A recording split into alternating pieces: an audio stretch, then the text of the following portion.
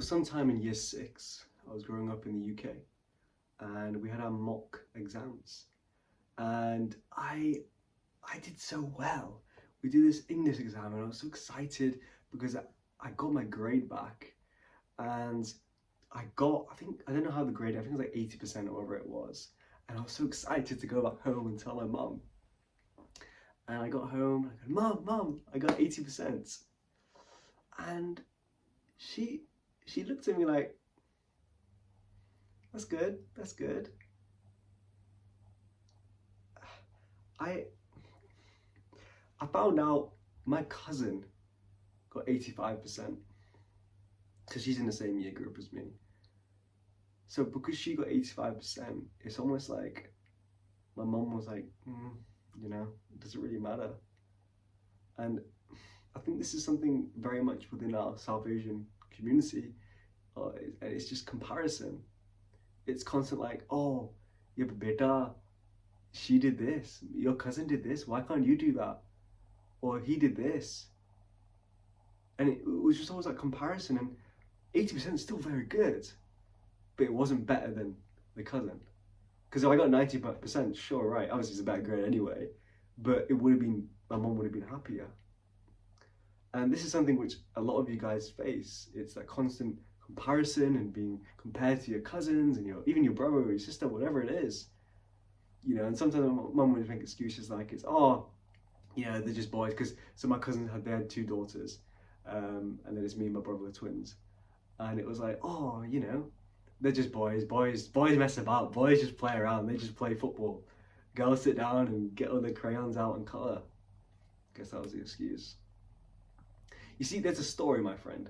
There's a story of the mango tree and the neem tree. The mango tree is big, it's bright, it's colourful, it's majestic. People love to go and come and see the mango tree, and they pick up the fruits and they just admire the beauty of the mango tree. And in the corner of the garden, they laid a neem tree. This neem tree was smaller, it had bitter leaves, and it wasn't as nice to look at. The neem tree spent a lot of time just staring at the mango tree in envy, in jealousy. Why is this mango tree so beautiful? Why does it get all the attention?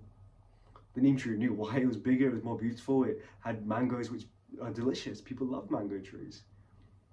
Yet the neem tree, people would just walk past it and don't say anything. One day a wise gardener walked past, and he asks the neem tree, why so down? What's wrong? The neem tree explains, it's not fair, I'm feeling jealous, this mango tree gets all this love and I don't get nothing. The wise gardener says, he chuckles, he says, neem tree, the mango tree is beautiful, it's large. People love mangoes, they love eating them, it's an enjoyable thing to do. When they're in a good mood, they'll go and get some mangoes. However, when they're in a bad mood, when they've got an illness, or they've got an issue with their lives, they will come to you, the neem tree, as these bitter leaves provide them with the support to heal, improve their health, and regain strength.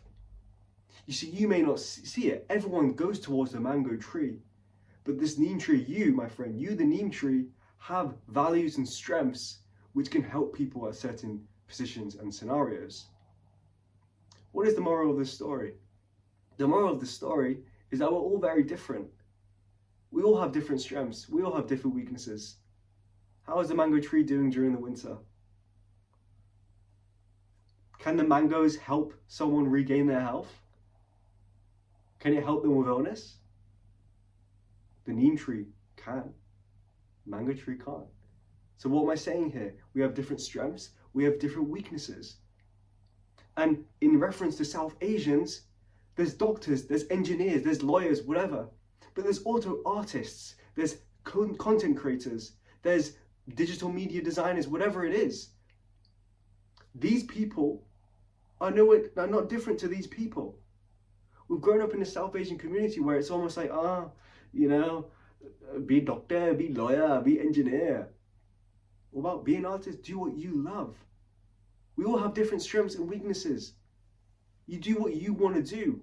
Some kids are not good at maths, and that's okay. But they have different strengths. That one kid's very good at football, and that's okay. But saying you have to be good at maths, you have to be good at English, you have to be an engineer, whatever it is, medicine, that's not okay. You know, and there's another story as well, and this is something which South Asians all have within us, and we need to let it out.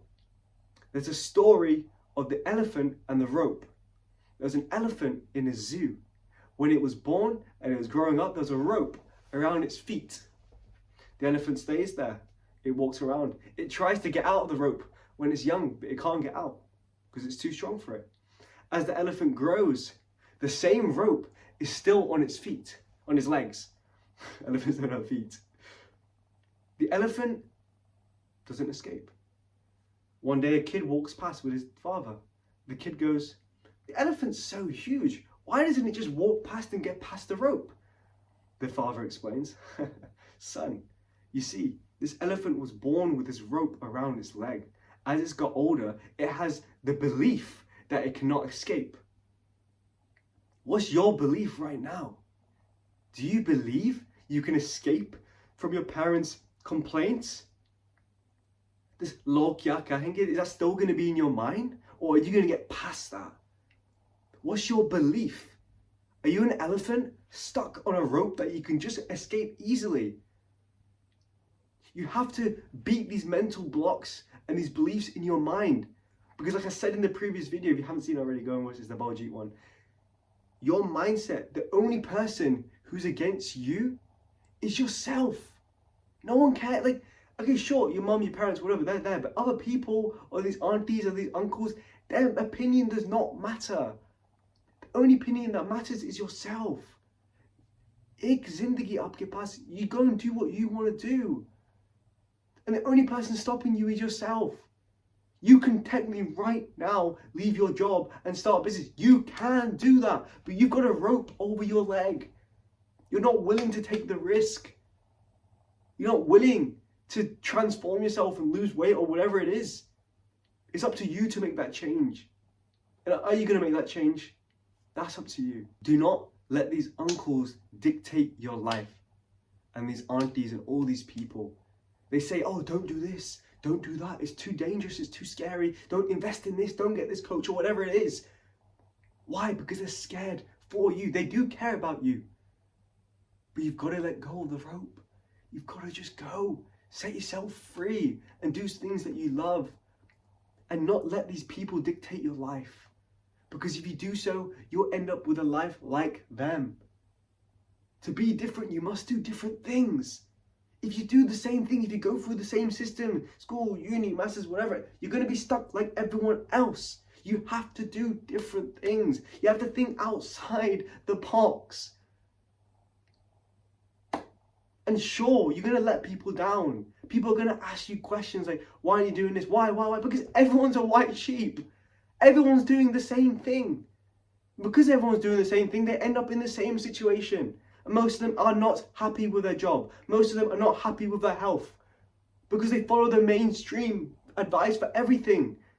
They don't follow themselves. Everyone's got a dream in their brain, in their heart. A passion. Oh yeah, I played football when I was younger, then I hurt my knee, and then I can't play anymore. Excuse, bro. You didn't hurt your knee. You're just lazy and fat now, and you drink alcohol every day. You got married, and now you just let go. And now you got a big beer belly. It's priorities. Complete priorities. And all I'm saying is you have one life, just go for it, bro. One life and just go for it. What's the worst that can happen? You fail and then you get back up.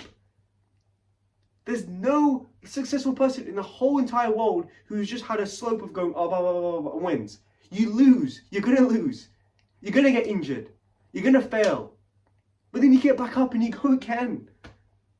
And those failures are the biggest lessons for your life. So fail hard. Fail so many times. Because you don't lose if you don't give up. You can't lose if you don't give up. This advice was good for you. We have a free school community down below and a one-to-one coaching document if you want to talk with me one-to-one to achieve your fitness goals and lose weight efficiently. It's been a pleasure talking to you.